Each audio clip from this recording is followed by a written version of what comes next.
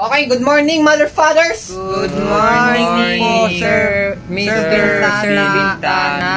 Ang tatamlay nyo Para kayong mga walang gana sa buhay mag-recess na muna lahat. Pero sir, 7 pa lang po Bakit ko? Mag-recess na nga kayong lahat. O sige, ang hindi magre-recess, ibabagsak ko. Tana. Hoy, Kanor, parni ka. Sir, bakit po? Pumunta kang kantin. Tapos po? Sabihin mo, pakuha muna po si sir yung kabilang teacher mo. Sabihin mo doon ililista ka. Huwag mong sasabihin sa akin. Sige po, sir. Oo, Sige po. tigisa tayo lugaw. Yung tigisa 10. Tigisa po tayo? Sabihin mo doon nililista ka, huwag mo Sige sasabihin po, sa sir. akin.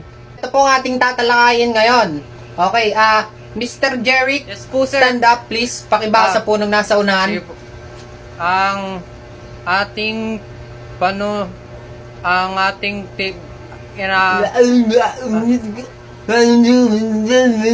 Hindi mo ka mabasa? hindi po masyado, sir. Lapit po yun. Okay?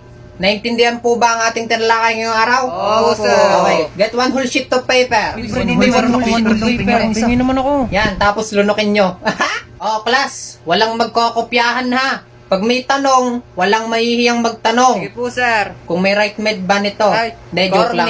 Sa teacher magtatanong, okay? Hindi sa katabi. Huwag mahihiyang magtanong. Mas maganda yung nagtatanong lagi sa teacher. Sir, paano po yung gagawin dito sa 1 Ano to ka 5? tanong ka ng tanong? Napaka-bobo mo. Akala ko ba nakinig ka? Yes? Sir, nalilito po kasi ako dito sa number 7. Hindi mo maintindihan yan, number 7. Opo, sir.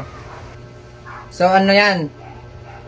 1,000 shitty mil ang sagot. Yun, thank you po, sir. Ano mo, kwek-kwek yan Okay, tapos na? Opo, sir, tapos na po. Napagsagot na lahat? Opo, sir, ako din po. Oo. Mga uto-uto. Ha! Hindi po kasama sa grades nyo yan. Pinagtitripan ko lang kayo. Hindi ko kasi alam gagawin ko. Check ko lang nandito ba si Mr. Renyel Cabantot? Opo, sir, nandito po. Ikaw yon. Opo, sir. Tangin ang pangalan niya. Ang baho.